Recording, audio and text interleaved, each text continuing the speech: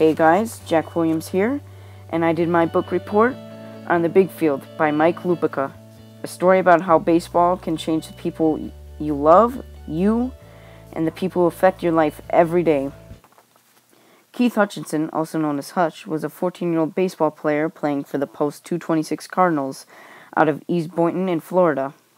A teammate, Darrell Williams, who is expected to go pro when he gets older, takes over Hutch's normal position as shortstop for the entire summer.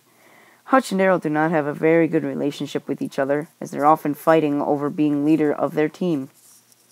Hutch also doesn't have a good relationship with his father, who has been shutting him out of his life for the past 7 years, and who was also a superstar ball player in his primetime days. But currently, Carl Hutchinson has been shutting Hutch out of his life because he doesn't want Hutch to follow his path into unsuccessfulness. Hutch ends up getting into a fistfight with Darrell, and he gets suspended from his team for 1 game. Later that night, he gets into a verbal argument with his father at the golf course where he works. Darrell and Hutch both overlook the fight and advance on to the state championship game against the Post 15 White Sox out of Orlando. Will Darrell and Hutch ever make up? Will the Post 26 Cardinals win the state championship game? Find out by reading The Big Field by Mike Lupica. In my personal opinion, I really enjoyed reading this book.